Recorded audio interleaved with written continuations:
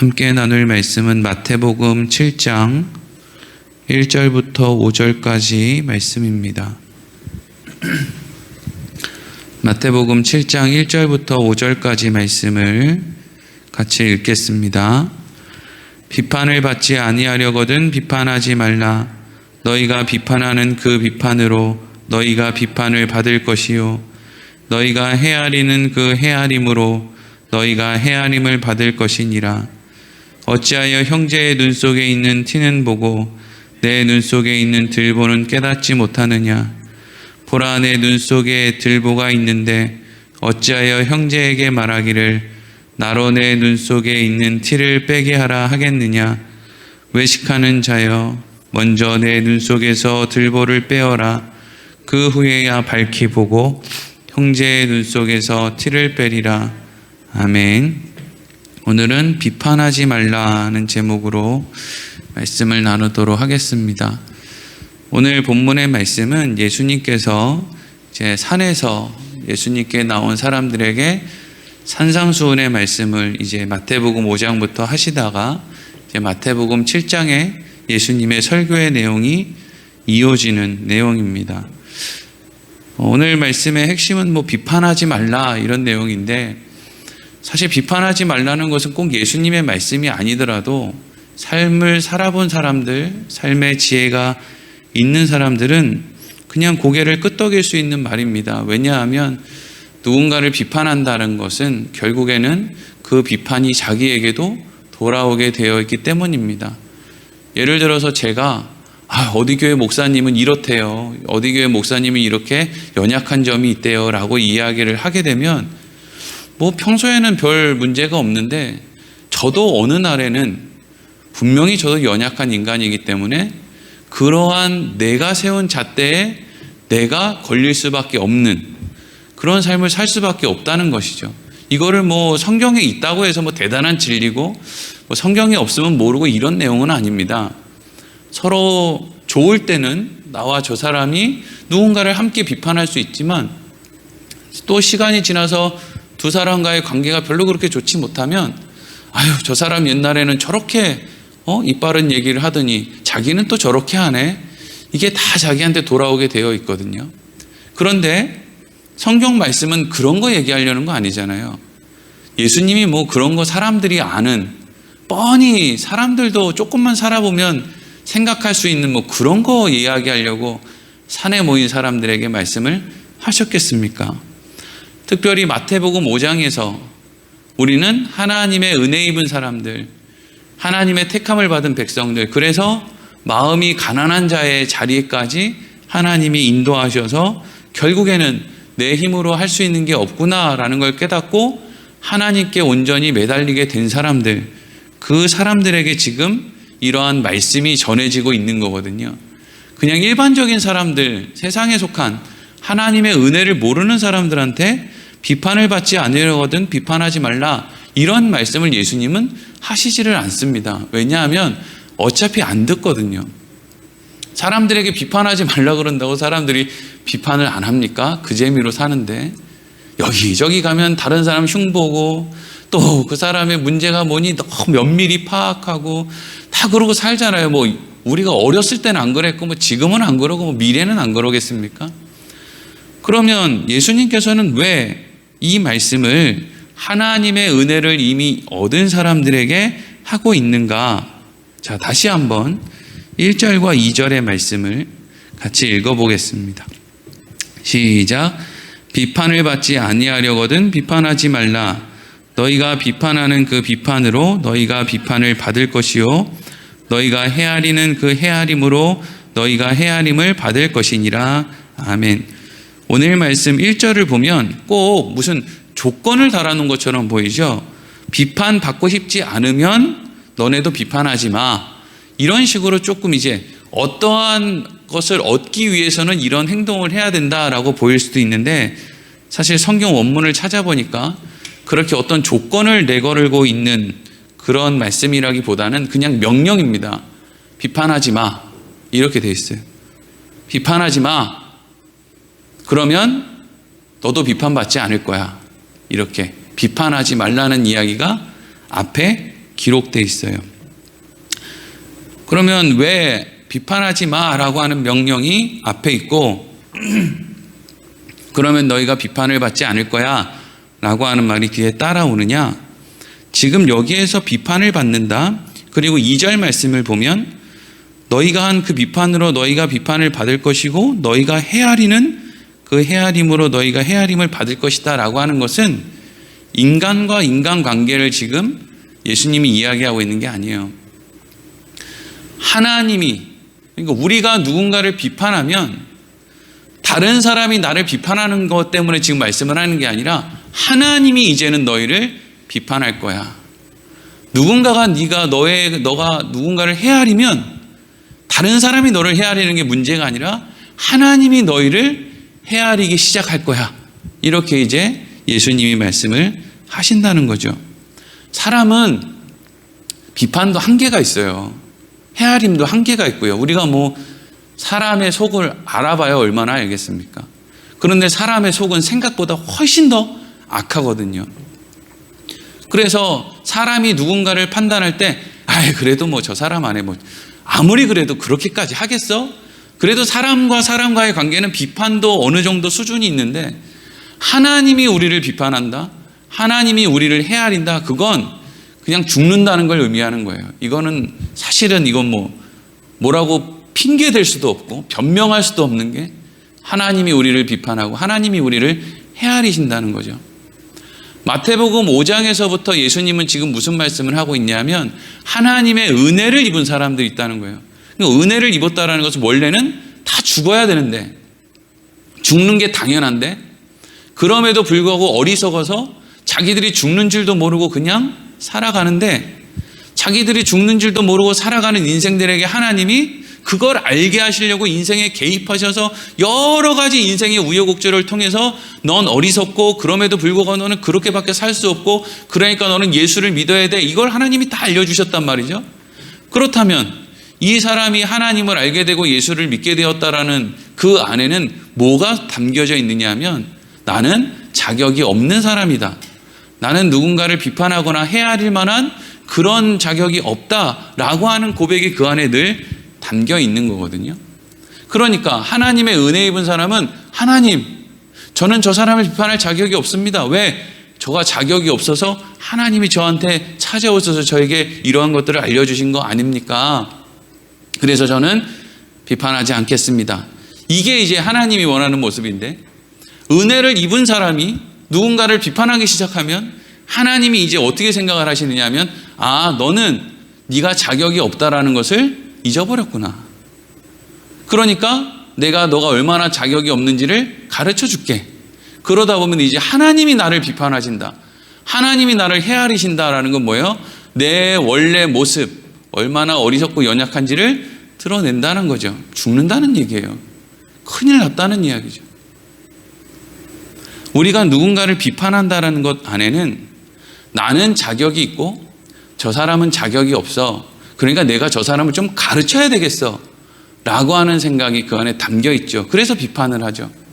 그런데 사실 누구를 가르쳐서 내 자식이나 키울 수 있습니까? 누구를 가르쳐서 사람 하나 바꿀 수 있어요? 그럴 수가 없거든요. 내 습관 하나도 못 고쳐서 평생 3살 버릇 80까지 가는데도 그 버릇 하나를 못 고치는 게 우리의 인생이에요. 얼마나 어리석고 연약한지. 그래서 예수님의 이어지는 말씀이 3절부터 5절까지 이렇게 이어집니다. 3절에서 5절 같이 읽겠습니다. 시작. 어찌하여 형제의 눈 속에 있는 티는 보고 내 눈 속에 있는 들보는 깨닫지 못하느냐. 보라, 내 눈 속에 들보가 있는데 어찌하여 형제에게 말하기를 나로 내 눈 속에 있는 티를 빼게 하라 하겠느냐. 외식하는 자여, 먼저 내 눈 속에서 들보를 빼어라. 그 후에야 밝히 보고 형제의 눈 속에서 티를 빼리라. 아멘. 들보는 집 지을 때 기둥과 기둥 사이를 잇는 커다란 나무를 의미합니다. 그러니까 이 나무는 무겁기도 하고 튼튼하기도 하겠지만 중요한 건 제일 잘 보여요. 제일 잘 보이는 걸 의미하죠. 그에 비해서 티라는 것은 뭘 의미하는 거예요? 티? 먼지, 티끌 이런 거잖아요. 눈에 잘 보이겠습니까? 안 보이겠습니까? 안 보이겠죠.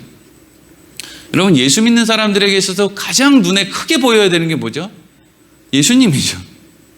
예수 믿는 사람에게 있어서 가장 크게 보여야 되는 게 뭐예요? 하나님의 은혜죠. 원래는 그게 제일 크게 보이는 게 맞아요. 근데 왜 여러분 교회에서 싸움이 나고 양보하지 못하고 왜 그렇게 화가 나 있고 왜 그렇게 비판을 하고 왜 그렇습니까? 제일 크게 보여야 될 그 들보, 예수님, 하나님의 은혜가 안 보이는 거예요. 그게 안 보인다고요. 보통 이 말씀을 보면 야, 네 습관은 더 나쁜데 저 사람의 나쁜 습관을 고치려고 네가 이렇게 하냐? 이런 식으로 이제 생각하기 쉬운데 사실 우리 안에 있는 그 나쁜 습관, 뭐 그거 보는 거 그게 문제가 아니고요.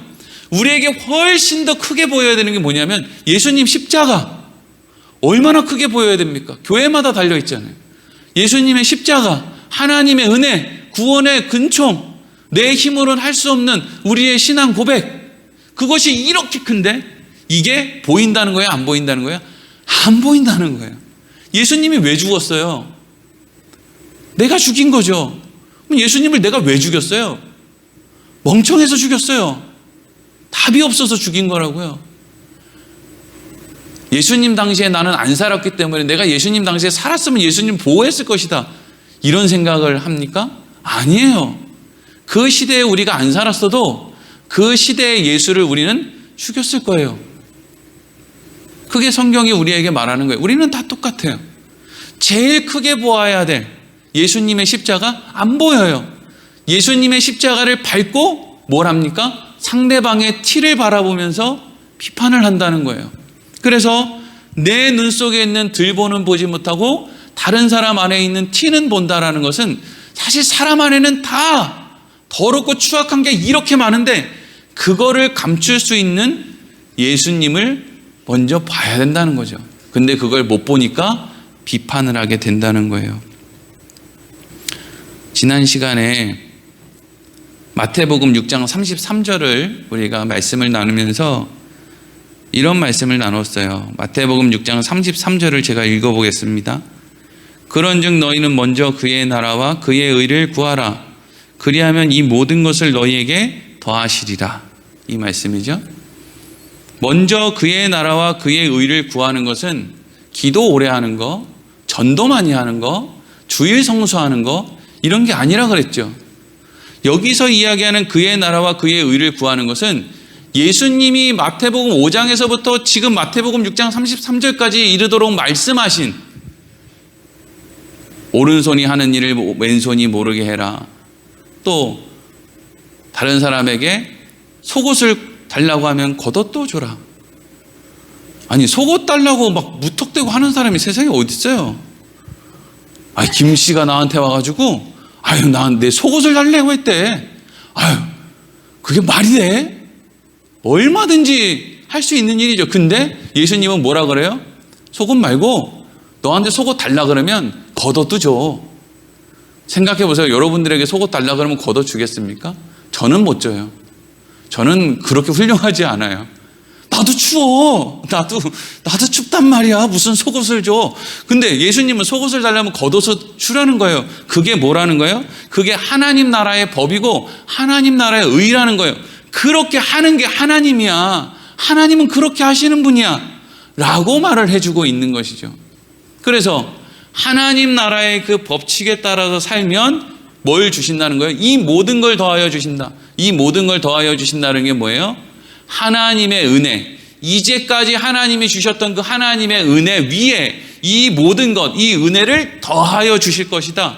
여기서 더하여 준다라고 하는 것은 그 은혜를 앞으로도 계속 부어주셔서 하나님을 떠나지 않게 해 주실 것이다 라고 하는 말씀인 것이죠. 우리가 잘 알고 있는 다윗이라고 하는 사람이 하나님의 은혜를 어떻게 보면 구약 성경에서 가장 많이 입었던 저기 말도 안 되는 집 막둥이 도대체 아버지도 어머니도 별 관심이 없는 그 다윗이 어느 날 사무엘 선지자가 와서 막 기름을 붓고 막 이러더니 아이 뭐 키도 작고 별 볼 일 없는 놈이 그 놈이 막 골리앗을 때려 죽이더니 그게 여러분 다윗의 무슨 힘으로 한 것 같습니까? 다윗이 믿음이 좋아서 하나님이 뭐 대가로 그런 능력을 준 것 같습니까? 다윗 아무것도 아니고 그냥 철부지 없는 그런 소년이에요. 근데 그 다윗을 하나님이 뭘 만들어줘요? 통일 이스라엘의 왕으로 만들어줘요. 이거는 사울 왕보다 더 높은 위치죠. 사울 왕은 통일 이스라엘의 왕이 아니라 그냥 한 지역의 왕밖에 못했어요. 근데 다윗은 통일 이스라엘 12지파 전체를 다스리는 통일 이스라엘의 왕이 되죠. 그렇게 은혜를 입은 다윗이 뭘 했다는 거예요? 다른 사람의 아내를 자기 힘으로 뺏었다는 거예요. 다윗이요, 하나님의 은혜를 입은 그 사람이 그렇게 했대요. 그리고 그 남편은 전쟁터 최전방에 보내서 결국에는 죽게 만들었죠. 안 죽을 수 없게 만들었단 말이에요. 그런데 더 무서운 게 뭐예요? 자기가 무슨 죄를 짓는지를 스스로가 모르고 있었다는 거잖아요. 나단 선지자가 찾아와서 부잣집 양이 있었는데, 또 가난한 집 양이 있었는데, 이 부자가 자기 집에 손님이 찾아왔는데 그 집에 있는 양, 자기 집에 있는 소가 있음에도 불구하고 저기 가난한 집에 있는 암양 새끼 하나밖에 없는데 그거 갖다가 손님 대접했대요. 그랬더니 다윗이 어떻게 합니까? 진심으로 화가 나서 막 쌍욕을 해대면서 하나님의 이름으로 맹세를 하면서 어떻게 한다는 거예요? 죽이겠다는 거죠. 내가 그 부자놈을 죽이겠다는 거예요. 얼마나 어리석은 년이에요. 얼마나. 나단 선지자 앞에서 지금 그 부잣집 그 사람을 비판하고 있는 거잖아요. 죽이겠다는 거예요. 근데 알고 보니까 뭐예요? 자기 얘기예요. 자기 얘기예요. 근데 자기 얘기라는 걸 알아요, 몰라요? 몰라요. 우리는 내 얘기라는 걸 몰라요. 성경에 있는 이야기가 지금 설교하고 있는 배삼열 목사 네 얘기야 라는 걸 저만 몰라요. 다 자기는 몰라요. 다른 사람 얘기라고 생각을 하는 거예요. 너가 꼭 들어야 될 얘기라고. 야, 이런 말씀은 참 이런 사람들이 들어야 되는데 그런 사람들은 새벽에 안 나와. 아니에요. 새벽에 나오는 사람이 귀가 있어서 그 이야기를 듣는 거예요. 안 나오는 사람은 못 들어요. 아무리 귀에 대고 큰 소리를 쳐도요, 안 들린다고요. 들리는 사람들이 그 말씀 따라 사는 거예요. 난 들려도 난 그렇게는 살기 싫은데 안 들리는 거예요, 그게. 하나님의 은혜, 나 같은 사람, 아무런 자격 없는 사람, 뭐 하나 하나님 앞에 내세울 것이 없는 사람, 이런 사람들에게 하나님이 그 예전부터, 지금보다 훨씬 더 형편없을 때부터 하나님이 내 인생에 찾아오셔서 말 못할 행동을 하는데도 불구하고 그런 건 다 감춰주시고 덮어주시고, 요만큼이라도 잘한 일 있으면 이렇게 칭찬해 주신 그 하나님, 그 하나님을 생각할 때 우리는 늘 착각을 해서 하나님이 감춰주신 것은 너무 당연하게 생각하고, 하나님이 칭찬해 주신 것은 오히려 자기의 자격인 줄 알아서 내가 옛날부터 그래도 믿음 생활 잘했지, 이리로 가는 어리석음의 우를 범하는데 사실 그게 아니에요. 우리는 그럴 때마다 하나님이 나를 얼마나 감춰주셨나, 나의 연약함, 어리석음을 얼마나 감춰주셨나, 우리는 그걸 생각할 수 있어야 된단 말이죠.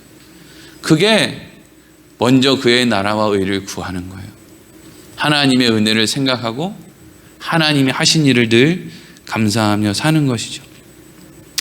오늘 말씀을 따라서 오늘 하루도 우리가 누군가를 비판하기보다는 하나님의 은혜를 깊이 생각하며 내 얘기구나, 내 얘기야. 하나님, 내가 정말 예수님처럼 그렇게 하나님을 믿는 믿음 안에서 하나님의 나라와 의를 구하며 살기를 소망합니다. 우리가 그런 마음으로 또한 하루를 시작하기를 소망합니다. 기도하겠습니다.